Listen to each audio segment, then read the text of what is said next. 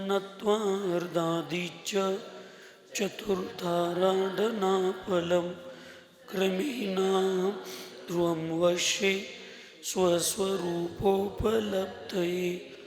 पंचपरमेष्ठी भगवान की, अहिंसामय विश्व धर्म की, सिद्धांत शास्त्र की, परम पूज्य आचार्य भगवान अमित गति महामुनिराज की, चारित्र चक्रवर्ती प्रथमाचार्य शांति सागर जी महाराज की, संत शिरोमणि आचार्य गुरु विद्यासागर जी महाराज की, संत शांतमूर्ति वत्सल रत्नाकर आचार्य गुरु सन्मति सागर जी महाराज की, 3 करोड़ महामुनि राजों की आज के आनंद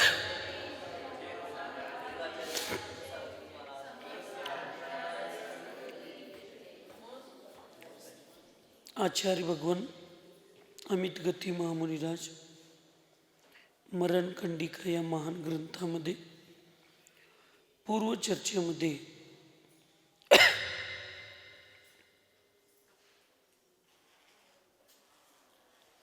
गुणी मनुष्यांना आपल्या गुणांचं प्रकटीकरण आचरणाच्या माध्यमातून प्रकट करणंच शोभनीय असतं. ज्यांच्यामध्ये गुण कमी असतात अशा निर्गुण मनुष्यांच्या सारखं आपल्या वचनांच्या द्वारे आपल्या गुणांना सांगणारे जे मनुष्य किंवा जी लोक असतात ती गुणांनी रहित होतात, अशा पद्धतीनं पूर्व चर्चेमध्ये सांगून आज आसाधना दोष न करण्यासाठी मार्गदर्शन करतात. यूयमासाधनां कृध्वं मा जातु परमेष्ठिनां दुरंता संसृतिर्जन्तोर् जायते कुर्वतो हिताम्.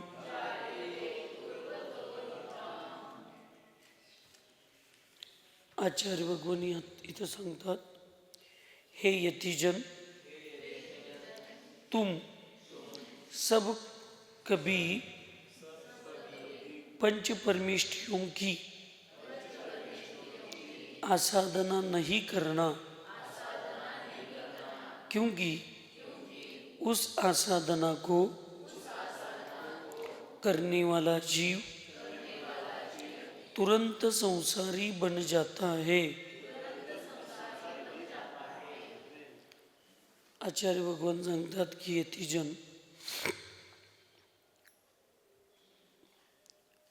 पंचपरमेष्ठींच्या बाबतीत म्हणजे अर्यंत, सिद्ध, आचार्य, उपाध्याय, सर्व साधू एवढंच घ्यायचं नाही, जिनवानी सुद्धा घ्यायचं. त्याच्यात थोडक्यात खरे देव, शास्त्र आणि गुरु, आणि त्याच्याही पुढं जाऊन घेतला, चिंतन केला तर नवदेवता, अर्यंत, सिद्ध, आचार्य, उपाध्याय, सर्व साधू, जिनधर्म, जिनागम, जिन चैत्य आणि चैत्यालय या नवदेवतांच्या बाबतीत कधीही आसाधना दोष करायचे नाहीत.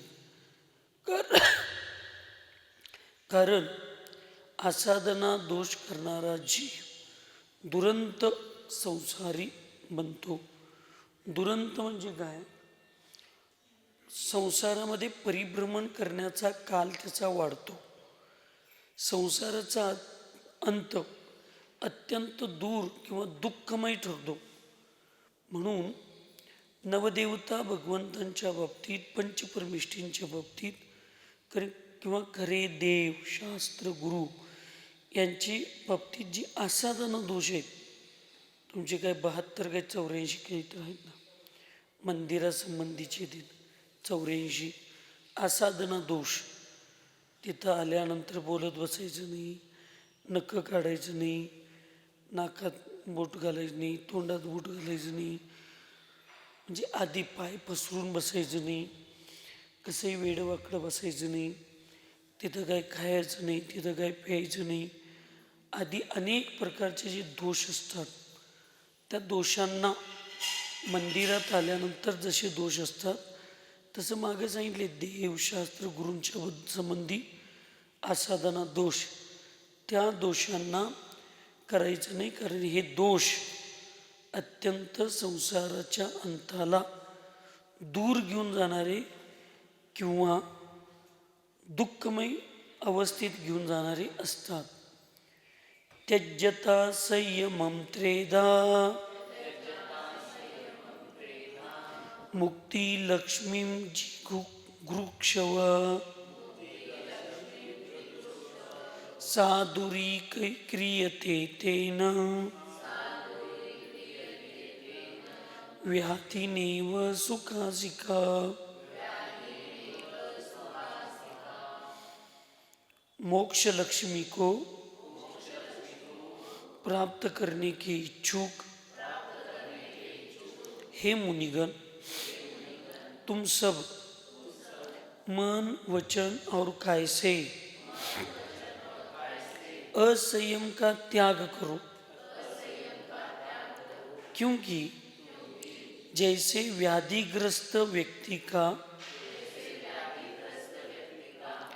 सुखपूर्वक बैठना नष्ट हो जाता है, वैसे ही असंयम से मोक्ष दूर हो जाता है.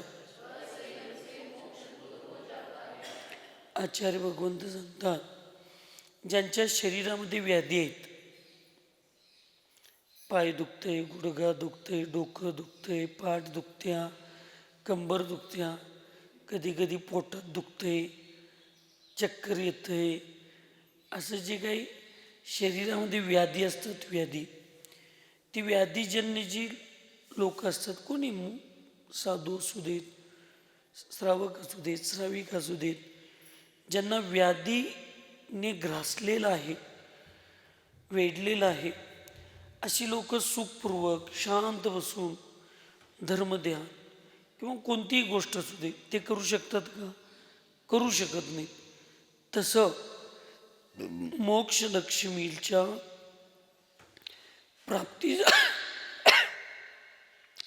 प्राप्तीसाठी इच्छुक मनामध्ये मोक्ष प्राप्ती हेच ध्येय घेऊन ज्यांनी धर्म स्वीकारलेला आहे, आत्मस्वरूप स्वभावाला स्वीकारण्याचा पुरुषार्थ करत आहेत, अशी ही सर्व जी लोक असतात, त्यांनी मन वचन काय पूर्वक असंयमाचा त्याग केला पाहिजे आणि आपल्या मोक्ष मार्गाला प्रशस्त केलं पाहिजे.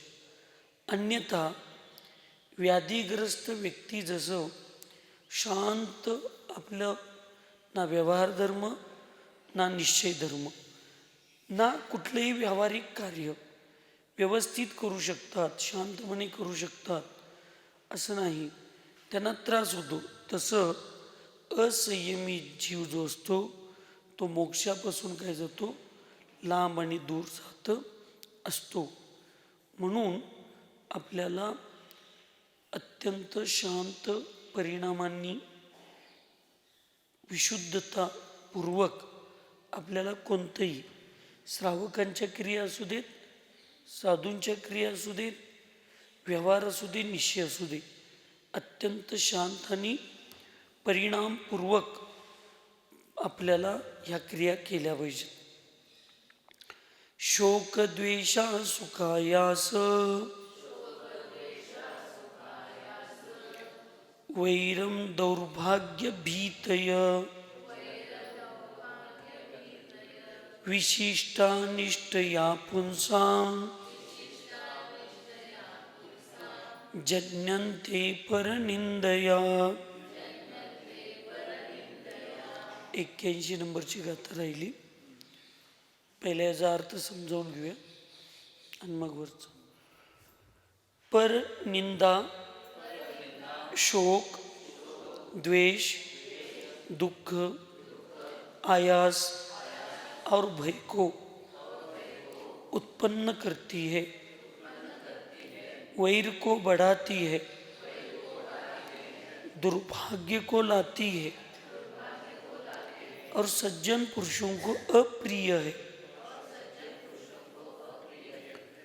दुसऱ्यांची निंदा करण्याचे जे भाव असतात, दुसऱ्यांना तुच्छ समजण्याचे भाव असतात, दुसऱ्यांचा अपमान करण्याची जी भावना असते, ती भावना शोक म्हणजे दुःखाला, द्वेष म्हणजे वैरत्वाला, दुःख म्हणजे त्रासाला, आयास और भय म्हणजे भीतीला आदी या सगळ्यांना उत्पन्न करणारी असते आणि वैरत्वाला, शत्रुत्वाला वाढवणारी असते,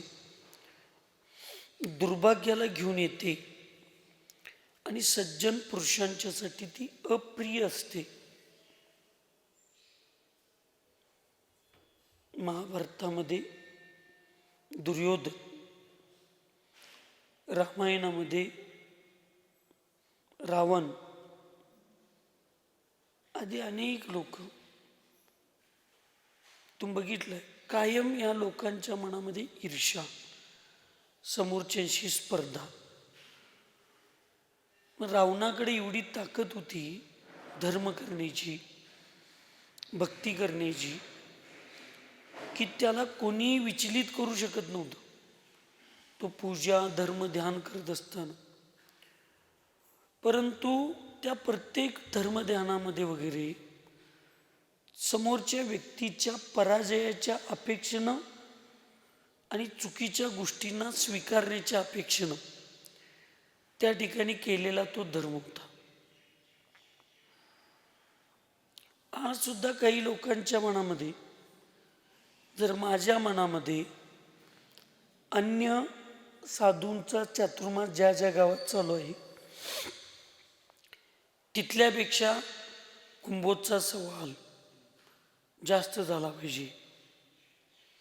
कुंभोजमधली षोडशकरणला दशलक्षणला लोक जास्त आली पाहिजेत, तिथल्यापेक्षा जास्त बसली पाहिजेत, अशा मनामध्ये भावना ठेवून मी तुम्हाला इतकी सुंदर प्रवचन सांगायला लागलोय, इतकी तुमच्या भावना जागृत करायला लागलोय की सगळं कुंभोज गाव इथं पूजेला बसावं अशी इच्छा आहे. समजा कुंभोज गाव जरी पूजेला बसलं सगळं, तुम्ही सगळ्यांनी पुण्यच मिळवून घेतला, पण माझ्या मनामध्ये कुंभोज गावातल्या जास्तीत जास्त श्रावक श्राविका ह्या पूजेला बसावेत आणि कुंभोजमध्ये गर्दी व्हावी, याच्या मागची भावना तुमच्यात सगळ्यांच्यात धर्मध्यान असावं. ह्याच्यापेक्षा अन्य गावात चातुर्मास चालू आहे त्याच्यापेक्षा गर्दी इथं जास्त असावी, असं जर माझे वैयक्तिक भाव असतील तर तुम्ही बसणाऱ्यांना तर पुण्य लागणार आहे, पण माझ्या पुण्याची मात्रा कमी होणार आहे. कारण तिथं धर्माचे विचारच नाहीत, तिथे ईर्ष्येचे विचार आहेत, तिथं स्पर्धेचे विचार आहेत, तिथं मला स्वतःला मी किती मोठा आहे किंवा माझ्या ठिकाणी किती लोकांची गर्दी आहे अशी दाखवण्याचे भाव आहेत. आणि लोक कमी असतील पण मला तुम्हाला सगळ्यांना धर्मध्यान करवण्याची इच्छा आहे म्हणून मी उपदेश सांगत असे, आणि तरी लोक कमी आली तरी सुद्धा मला पुण्याचाच बंद होणार आहे, माझ्या पापकर्माची निर्जराच होणार आहे. म्हणून लक्षात ठेवा, दुसऱ्यांच्याकडं जाऊ नका. मी कशाला आलोय मग कुंभोजमध्ये? इथं मी कुंभोजमध्ये असताना तुम्ही दुसऱ्या महाराजांच्या दर्शनाला जाताय, असे जर माझे भाव असतील आणि तुम्ही त्या साधूंच्याकडे जाऊ नये म्हणून मी त्या साधूंची निंदा तुमच्या पुढं करत असेल, त्या साधूंच्या बद्दल त्यांच्यात असलेले दुर्गुण म्हणा नसलेले दुर्गुण म्हणा, ह्या दोन्हींचं मी तुमच्या पुढं प्रगट करत असेल, तर माझ्या मनामध्ये अन्य साधूंच्या बद्दल निंदा आहे आणि त्यांच्यापेक्षा इथं गर्दी व्हावी अशी माझी खोटी महत्वाकांक्षा आहे. मला पुण्य तर लागणारच नाही, मला उलट सगळ्यात जास्त पाप लागणार. आणि परनिंदा नीच गोत्राच्या बंधाला निमित्त असते, असं आचार्य भगवंत उमास्वामीजी महाराज तत्वार सूत्रजी या महान ग्रंथामध्ये सांगतात. आयासचा अर्थ नेमकं मला सांगता येणार नाही. आयास म्हणजे दुःखच, समानार्थी शब्द घ्यायचे. दुःख किंवा अस्थैर्य घ्यायचं. हां, म्हणजे तिथं आपल्याला अस्थिर करण्यासाठी निमित्त असणाऱ्या व्यवस्था घ्यायचं. आता काही इथं सांगितले म्हणजे या चारच दोष होणार आहेत असं नाही. परनिंदेमुळं अनेक दोष लागणार आहेत, ते घ्यायचे इथं.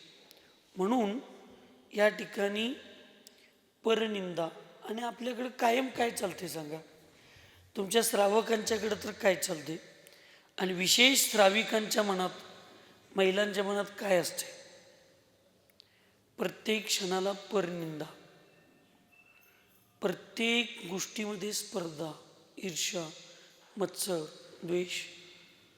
आणि तशा परिणामाने तुम्ही म्हणजे कुंभजवाले नव्हे, जनरली सगळ्या लोकांच्या मनामध्ये हेच चालू असल्यामुळं, आणि तशा परिणामांनीच धर्म आणि चौका आहारदान चालू असल्यामुळं आता आम्ही साधू लोकसुद्धा, आमचे परिणामसुद्धा तशा स्पर्धात्मक जीवन जगण्याचे व्हायला लागले.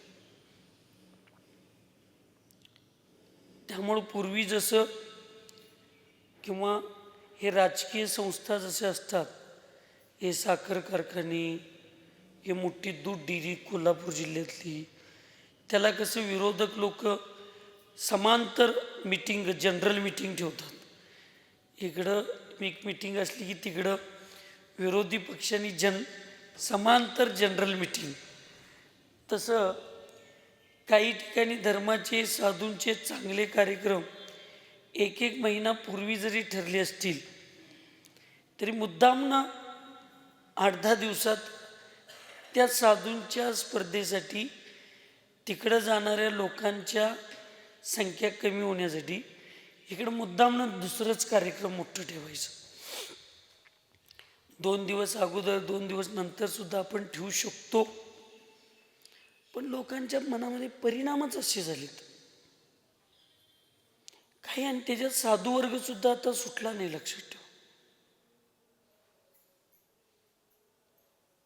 आज जर आमच्या साधूंच्याच मनामध्ये आपल्या भक्तांना आणि आपल्या जवळच्या सेवकांना सूचना द्यायचे भाव होत असतील की तिथल्यापेक्षा इथं सवाल जास्त झाला पाहिजे, बघ चातुर्मास कळसाचा, काय पण करा, काय राहिलं सांगा? आणि या स्पर्धेमध्ये एकदा मग पंचकल्याण पूजा असू देत, विधिविधान असू देत, चातुर्मास असू देत, त्या घेणाऱ्या श्रावकावर एकदा इतकं जबरदस्ती होतं. 2 वर्षापूर्वी एका चातुर्मासामध्ये कोट्यावधीची बोली बोलली गेली. नंतर त्या श्रावकाने सांगितलं, आम्हाला बिन विचारता तुम्ही सवाल धरलाय, आमचा काही संबंध नाही म्हणले त्याचा. काही पंचकल्याण पूजेत असे सवाल झाले, त्या गावापेक्षा आपल्याकडं सवाल जास्त केला जायला पाहिजे या भावना मध्ये त्या सवाल घेणाऱ्यांच्यावर काही श्रावक, काही लोक जवळ आजूबाजूची भावनिक करून, पेशल टाकून वाढवले सवाल. आणि आत्ता देताना त्या श्रावकांना त्रास व्हायला लागलाय. मग ह्या ज्या गोष्टी आहेत, ह्या स्पर्धाच्या गोष्टी, हे धर्मध्यानाला निमित्त नाहीत, लक्षात ठेवा. सवाल जास्त म्हणजे चातुर्मास मोठं काय? मग माझा 2012चा चातुर्मास मजगावचा, मी कळस स्थापना केली नव्हती, एक सवाल काढला नाही अखंड चातुर्मासात.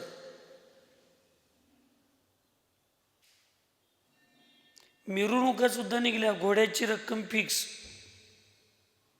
हत्तीची रक्कम फिक्स, रथांची रक्कम फिक्स, शेवटला माझ्या अंदाजाने निर्वाण लाडू दिवशी तेवढं सकाळी एक शांतीदाराचा अभिषेक काढला होता. आणि त्या लोकांच्या धर्माची भावना किती आहे बघा.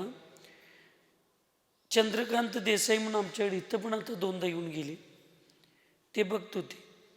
अर्जुन अंकल म्हणून होते, ते गेल्या वर्षी त्यांचा स्वर्गवास झाला. मग ते चंद्रकांत अंकलांनी शांतीदाराचा सवाल धरण्यासाठी त्यावेळेला 15,000 रुपये खिशात घेऊनच आलते, सवळं निसून सवळ्यात घालूनच आलते. आणि शांतीदाराचा सवाल कर्मधर्म संयोगानं 21,000 काहीतरी गेला, ते दुसऱ्यांनी धरलं. तर ते आणलेले 15,000 ते परत घेऊन गेले नाहीत. त्या आपल्या मुली त्यावेळेला सांगलीमध्ये दीदी वगैरे मुली तिथं सांगलीमध्ये शिकायला होत्या, अभ्यास करायला. तर त्याच्यासाठी त्यांनी दान देऊन ते 15,000 तिथल्या तिथं देऊन गेले. आणलेले पैसे ते घरात घेऊन गेले नाहीत, मला शांतीदाराचा सवाल मिळाला नाही म्हणून.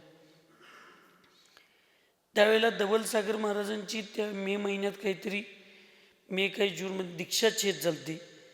आणि त्यामुळं मानसिक माझे परिणाम एवढे असे झाले की यावर्षी चातुर्मासात कळस स्थापनाच करायचं नाही. आपल्या एवढ्या चांगल्या मित्राची दीक्षाच्छेद झाली, तर म्हणून मी चातुर्मासात कळस स्थापना केली नाही, एक सवाल काढले नाहीत. सांगा, तुम्ही सगळे तर माझे पूर्वीपासून ओळखीचे भक्त, समर्पित भक्त तुम्ही. तिथं मी नुकताच 1 महिना अगोदर त्या गावात फक्त 4 दिवस जाऊन आलतो, मी आणि कुलरत्न भूषणजी महाराज. 15-20 दिवसच, महिनाभर पण नाही, 15-20 दिवस, फक्त 4 दिवस राहून आलतो. तर त्या लोकांनी मला चातुर्मासला निवेदन केलं. मी त्या लोकांना सांगितलं, मी यावर्षी सवाल काढणार नाही. फायदा तुमचा काय होईल माहीत नाही, पण तोटा तुमचा होण्याची शक्यता आहे. तर तिथं संतोष म्हणून स्वीट मार्टवाले आमचे भक्त आहेत, त्यांनी कमिटीला सांगितलं की त्यांनी 4च दिवसात माझे भक्त झालते. त्यांनी कधी मंदिरला येत नव्हतं, काही नव्हतं, पण त्यांनी त्या 4 दिवसातलं प्रभावना बघून त्यांनी सांगितले, चातुर्मासात किती खर्च येईल जेवणाचा, 4 महिने मी एकटा देतो, खरं महाराजांना चातुर्मासला आणायचं. असं करून त्या लोकांनी चातुर्मास केला. नुकसान काही झालं नाही, तो भाग वेगळा. पैसे जमा झाले, लोकांनी वर्गणी दिली, दान दिलं, सगळं झालं. पण बिन चातुर्मासचा कळस स्थापना करता जेवढं पूर्वी माझे चातुर्मास झालेत, त्या चातुर्मासात लांबची किंवा असं नवीन गावात जेवढी चातुर्मास झालेत, तेवढ्यात सगळ्यात स्थिर, पक्का आणि आज पण समर्पित गाव जर कुठलं असेल तर ते माझगाव गाव आहे. लक्षात. अजून पण दोन्ही मंदिरात कुठला कार्यक्रम घ्यायचा झाला, चातुर्मास जरी करायचं झाले आणि दुसऱ्या महाराजांचं जरी काय जरी असलं, तरी मला येऊन विचारतात, महाराज असं करावं म्हणतोय, तुमचा आशीर्वाद आहे का? मग करतात ती लोक. मग तिथं तर सवालच काढलो नव्हतो, कळस स्थापनाच झाली नव्हती, मग तो चातुर्मास एवढा मोठा कसा झाला? 24 पालख्यांचा चातुर्मास अनंत पौर्णिमेला झाला, मिरवणूक. परत एका कार्यक्रमात किती हत्ती, घोडे, रथ, 2 काही 3 हत्ती, 7-8-10 रथ, 60-65 काही 70 घोडे. आणि तिथल्या लोकांनी, त्या अर्जुन अंकलांनी दीदींना आणि त्यावेळी सांगलीत शिकणाऱ्या सगळ्या मुलींना, 5 काय 6 मुलींना घोड्याचा सवाल त्यांनी धरून दिलती. असं पैशावर आणि कळसाच्या दाना, सवालाच्या अंकावर ही जी धर्माची व्याख्या जी चालू आहे, ती व्याख्या चुकीची. म्हणून बाहुबली क्षेत्रावर जे 8 जानेवारी ते 13 जानेवारीपर्यंत महामस्तकाभिषेक आणि विधिविधान जे 6 दिवसाचा कार्यक्रम ठरला, परवाच्या मीटिंगमध्ये ठरलं की सवालच काढायचे नाही. सर्वसामान्य लोकांना परवडतील आणि सर्वसामान्य लोकांच्या घरातल्या मुली वगैरे इंद्रायणी होतील. त्यामुळं बाहेर अष्टकुमारिका 2-2, 3-3 लाख व्हायला लागले. इथं फक्त 51,000ला अष्टकुमारिका. बाहेर एवढ्या विशाल मूर्तींच्या अभिषेकची रकमा 4-4 लाख 5-5 लाख असतात. इथं फक्त 75,000, 51,000, 1 लाख, 1.5 लाख असंच फक्त अभिषेकची रक्कम ठेवली. बाहेर क्षेत्रावरनी 11-11, 15-15 लाख, 20-20 लाख रुपये इंद्रायणीचे सवाल होतात. इथं फक्त 7 लाख रुपये 3 दिवस विधान आणि 132 प्रतिमांचे अर्यंत परमेष्ठीचे संस्कार आणि त्या मूर्तींची शुद्धी आणि हे सगळं सवाल, हे सगळे फक्त 7 लाख. सुवर्ण सौभाग्यवतीचं फक्त 251 काय 3 लाख एवढंच ठेवलं. एवढ्या सगळ्या मूर्तींची शुद्धी करणं, अमुक तमुक ह्या सगळ्या गोष्टी लक्षात ठेव. आम्ही सांगितलं त्यांना हे क्षेत्र आहे, सर्वसामान्य लोक पण याच्याशी जोडली पाहिजेत, सगळी लोक आली पाहिजेत आणि त्याला सगळ्या कमिटींनी सवाल न काढता असंच सगळ्यांना द्यायचं.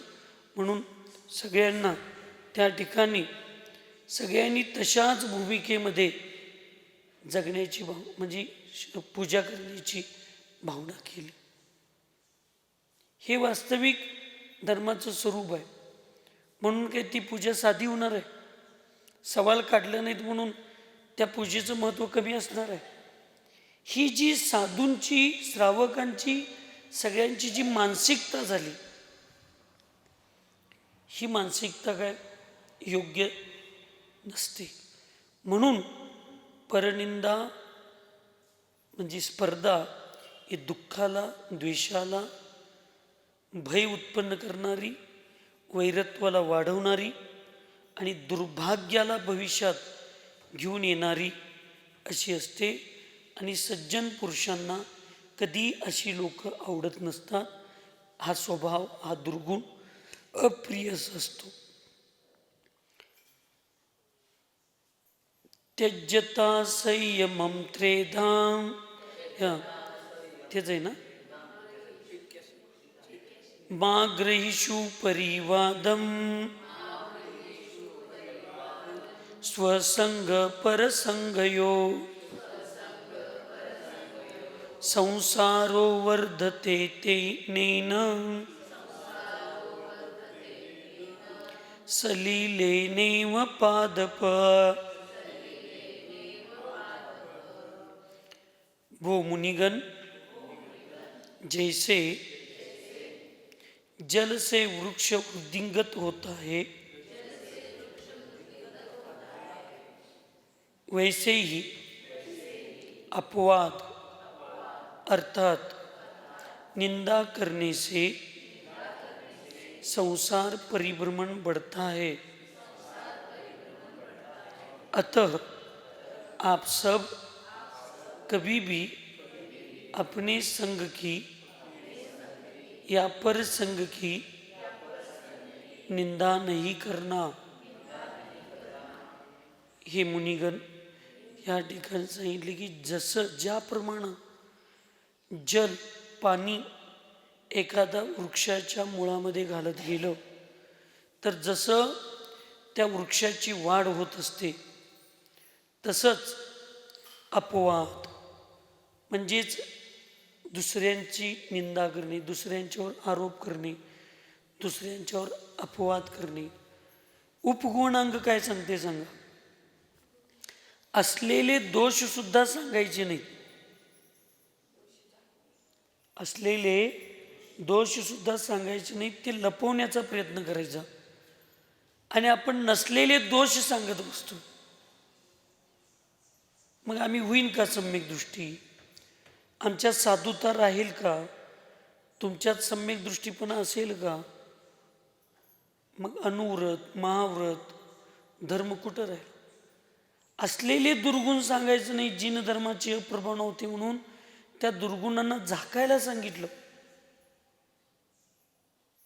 आणि एखाद्या व्यक्तीच्या दुर्गुणाला सुधारण्याचे, स्थिर करण्याचे किंवा त्याला जाणीव करून देण्याचे जर भाव असतील बदलण्यासाठी, तर न नाव घेता असे सामूहिक रूपामध्ये त्या गोष्टी बोलल्या पाहिजेत, की जेणेकरून असा जर दोष तुम्ही करत असाल किंवा अशा चुका करणारे साधू श्रावक चांगले नसतात, त्यांना दुःख भोगावं लागतं, त्यामुळं साधूंनी हा दोष करू नये वगैरे असं इनडायरेक्टली सामूहिक रूपामध्ये त्याला समजावून सांगण्याचा प्रयत्न झाला पाहिजे. पण पर्टिक्युलरली कुणाचा अपमान होईल असं आपण वागलं नसलं पाहिजे. मग असलेल्या दोषांना सांगायचं नाही म्हटलं, मग नसलेले दोष जर आम्ही आरोपित करत असेल तर किती मोठं पाप लागेल आपल्याला सांगा बघा. म्हणून अपवाद किंवा निंदा करणं संसाराच्या परिभ्रमणाला, वृद्धीला निमित्त आहे.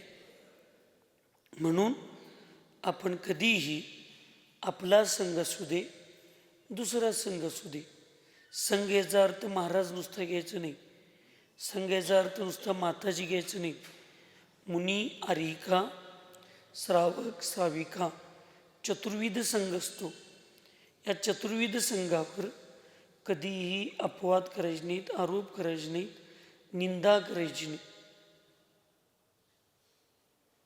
असलेले दोष सांगायचे नाहीत. म्हणजे नसलेल्या दोषांना तर बोलायचंच नाही, त्याचा विचारसुद्धा करायचं नाही. अशा पद्धतीनं आचार्य भगवंत या ठिकाणी सांगत आहेत. उत्थापयिषुरात्मानं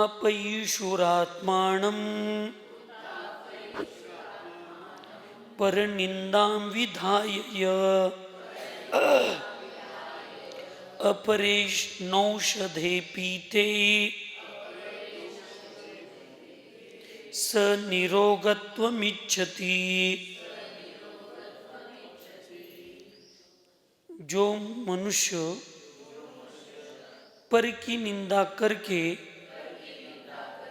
अपना उत्थान या अपने को गुणज्ञ मानता है, वह मानो दूसरों के द्वारा कड़वी औषधि पान कर लेने पर अपनी निरोगता चाहता है.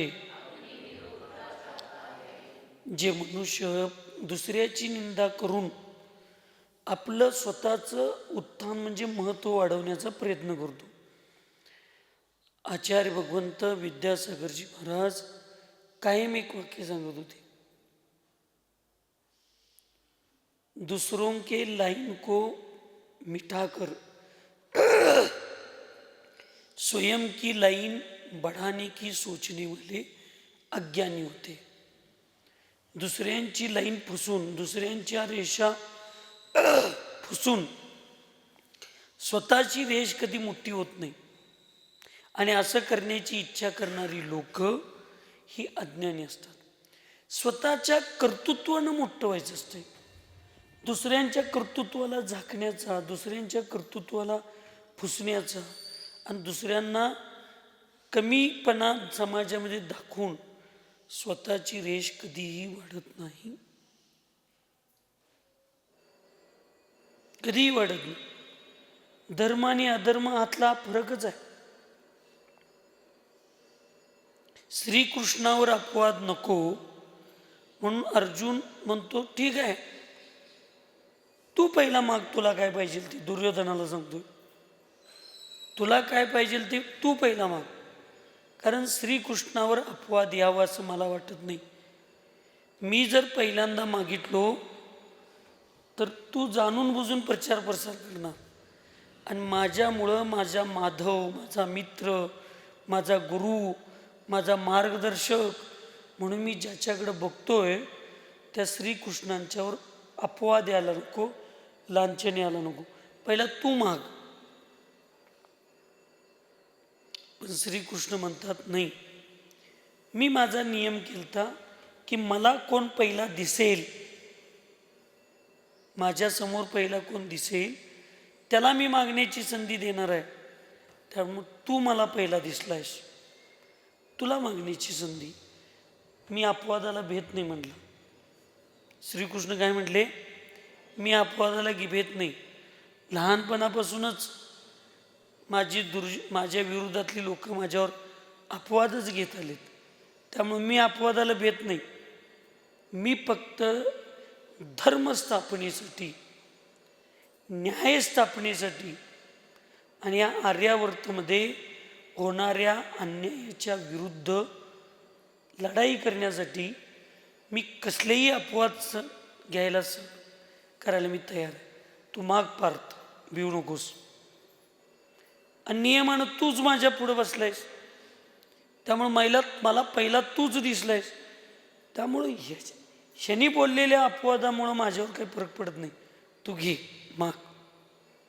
म्हणजे पांडवांच्याकडे एवढा मोठा धर्म होता की ती प्रत्येक वेळेला 2 पावलं मागे सरणार आणि समोरच्या बरं तुम्ही पहिला संधी घ्या. अनेक वेळा कौरवांनी त्यांचा अपमान केला, मारण्याचा प्रयत्न केला. प्रत्येक वेळा वडीलधाऱ्यांचा, काही वेळेला आईचं ऐकून, काही वेळेला पितामह भीष्मांचं ऐकून, काही वेळेला विदुरचं ऐकून, प्रत्येक वेळेला शांतीचा मार्ग निवडला.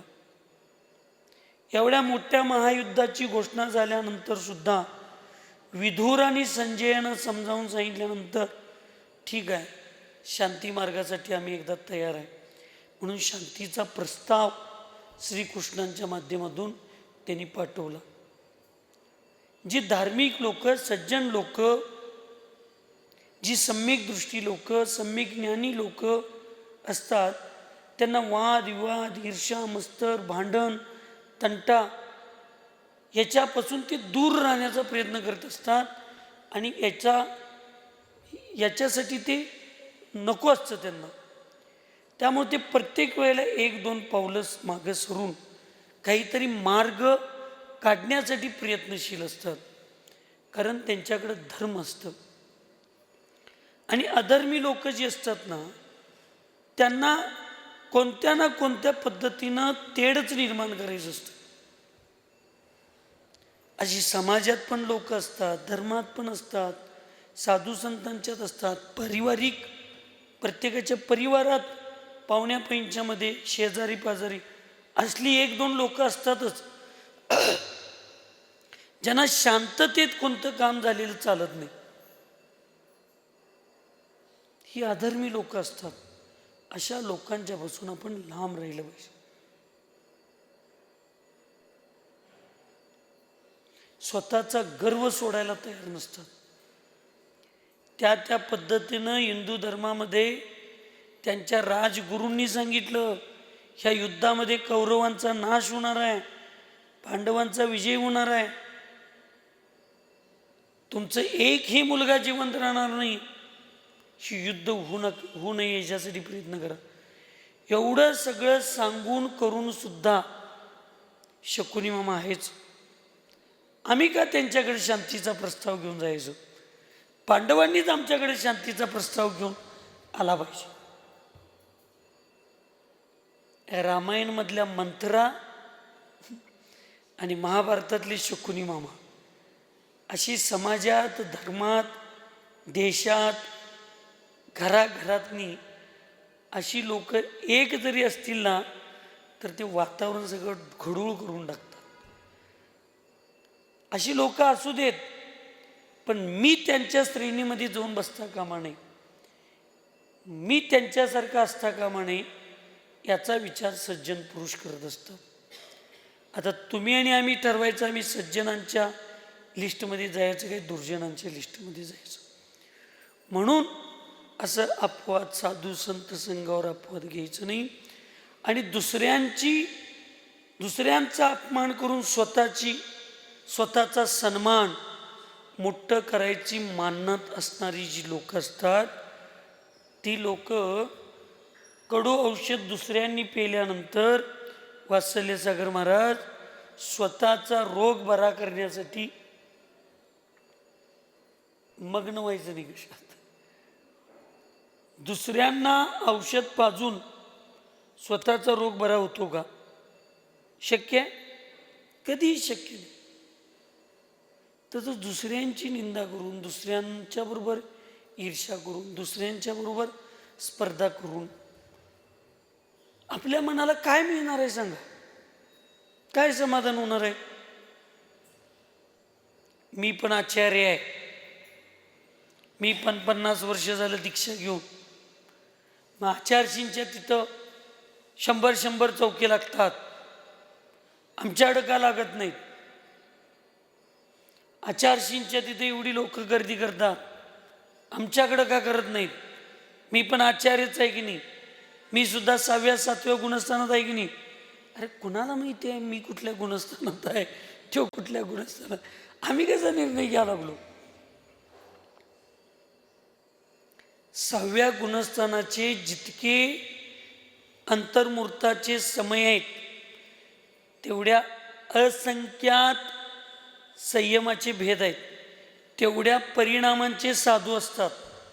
7व्या गुणस्थानाचा जेवढा अंतर्मूर्त भेद आहे वेळ, त्याचे जेवढे समय आहेत असंख्यात, तेवढे असंख्यात समयाचा भेद संख्या जेवढी आहे तेवढी साधूंचे भेद आहेत संयमाचे एका 7व्या गुणस्थानातल्या.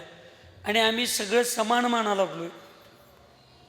मग तुम्हाला त्या साधूंच्याकडे जेवढी गर्दी आहे तेवढी गर्दी तुमच्याकडे पाहिजे, त्या साधूंच्यासारखं दान तुमच्याकडे यायला पाहिजे, त्या साधूंच्यासारखे चौकी तुमच्याकडे लागायला पाहिजेत, तर त्या साधूंच्यासारखं आचरण करायला पाहिजे आम्हाला. आणि आत्ता लगेच आचरण केलं तर लगेच उद्या तुमच्याकडे गर्दी होणार आहे? त्यांनी त्याच्यासाठी 1-2 भावामध्ये तपस्या केलेली आहे. त्यामुळे दुसऱ्या साधूंच्याकडे बघून तुम्ही स्वतःची प्रतिष्ठाचा निर्णय घ्यायला लागला तर तुम्ही दीक्षा घेऊन मी आचार्य बनून आणि तुम्ही अरिका किंवा ब्रह्मचारी म्हणून कधीही स्वतःला सुखी, समाधानी आणि आनंदी करू शकणार नाही,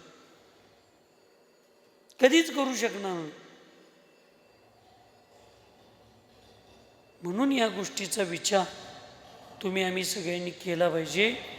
आणि म्हणून उलट आमच्या अशानं कधीही कल्याण होणार. प्रश्न केला, अन्य में अमुक गुण नहीं है, ऐसा कहने से ही सिद्ध हो जाता है कि वे गुण मेरे में हैं, ऐसा कहने में क्या दोष है? उत्तर, अमुक में कोई गुण नहीं है ऐसा कहना निंदा ही है. इस प्रकार की पर निंदा से अपने को गुणवान मानना यह उल्टे मार्ग पर चलकर स्वस्थान पर पहुंचने की कल्पना के सदृश है. क्योंकि जो स्वस्थान की दिशा में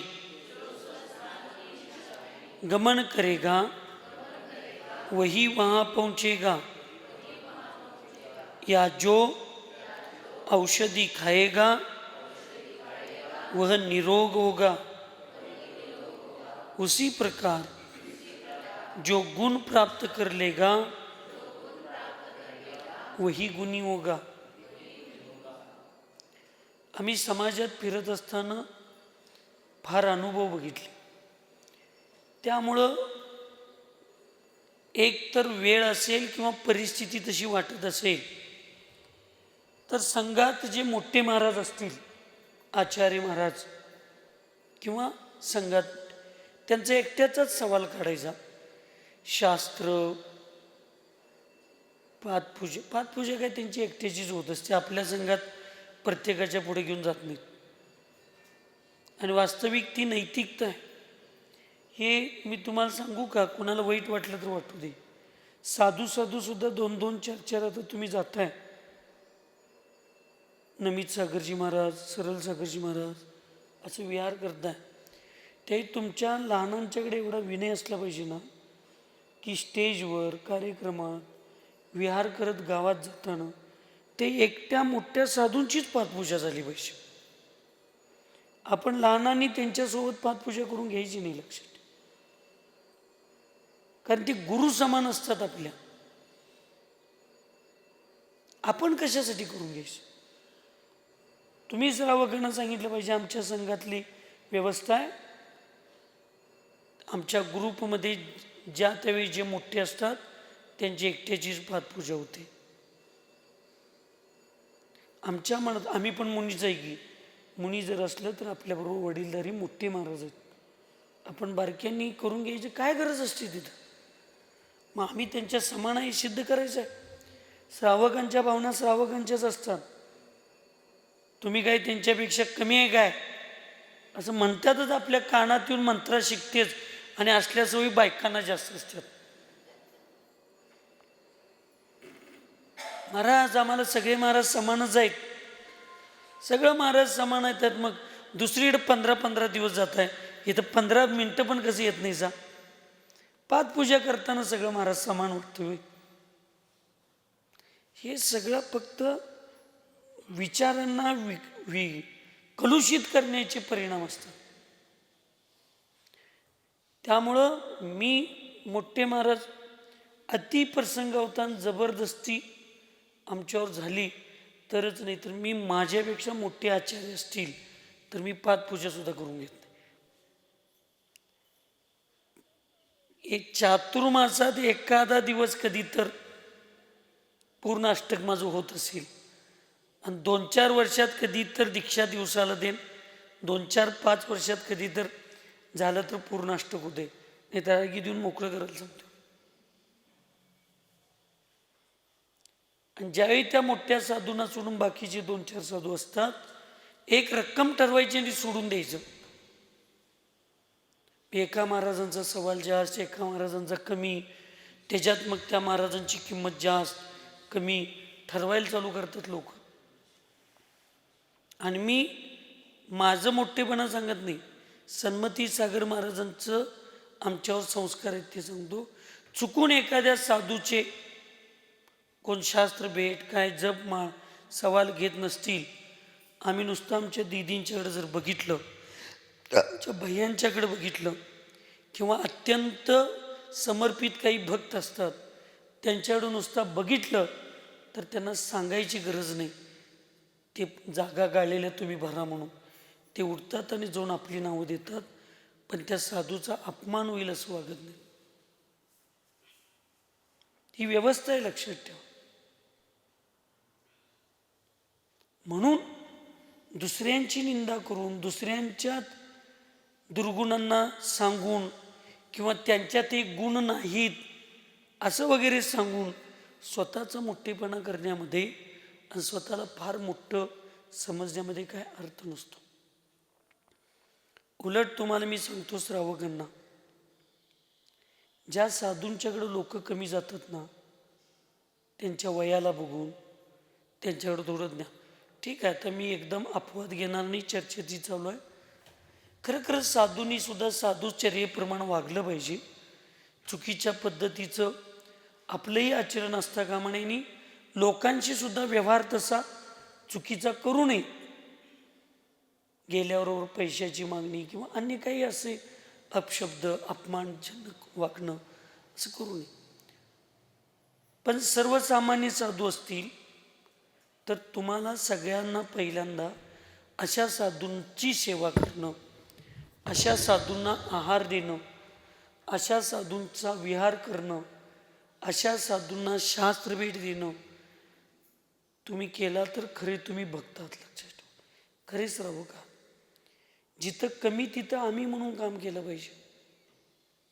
जिथं सगळ्यांच्याकडे गर्दी आहे तिथंच काय, भरलेल्या गागरीत पाणी काढलं तर ती गटरीलाच जाणार आहे. म्हणून आपण सगळ्यांनी सर्वसामान्य साधूंची, सर्वसामान्यचा अर्थ साधं असं म्हणायचं नाही मला, सर्वसामान्य या साधूचा अर्थ काही अशुभ कर्माच्या उदयामध्ये त्यांच्याकडे ज्ञान कमी असेल, अशुभ कर्माच्या उदयामध्ये त्यांच्या प्रभावना कमी असेल, वयोवृद्ध असतील, तर अशा साधूंचं पहिलं आपण सेवा, आहार, भक्ती सगळ्यांनी केलं पाहिजे. हे साधूंनी सुद्धा लक्षात ठेवा. अशा साधूंची सेवा आपण लोकांनी केली पाहिजे. चांगलं आहे त्यांचं कोण पण करतील. म्हणून इथं सांगितलं की त्याच्यात त्या महाराजांच्यात कुठे हे गुण आहेत असं म्हणणं सुद्धा त्यांची निंदा केल्यासारखं आहे. आणि अशा प्रकारची जी निंदा असते ती आपल्याला गुणवान सिद्ध करण्याची भावना तिथं असते. म्हणून अशा जीवांचं कधीही चांगलं होत नाही. दुसऱ्यांची निंदा, दुसऱ्यांची स्पर्धा, दुसऱ्यांशी ईर्ष्या करून स्वतःला मोठं समजणारी लोक, दुसऱ्यांनी औषध खाल्ल्यानंतर स्वतःचा रोग नष्ट व्हावा अशी भावना करणारी लोक असतात. आणि तसं जगात कधी होतं नाही. आणि असे परिणाम आपले कधी होऊ नयेत. आपल्या परिणामांच्या मध्ये विशुद्धता असली पाहिजे. आणि ते सामर्थ्य, तो पुरुषार्थ भगवान तुम्हाला मला सगळ्यांना देवो. अशा मंगलमय भावनेनं सुखी रहे सब जीव जगत में, कोई कभी न घबरावे, वैर पाप अभिमान छोड़ जग, नित्य नए मंगल गावे. ओम नमः. सबको क्षमा, सबसे क्षमा.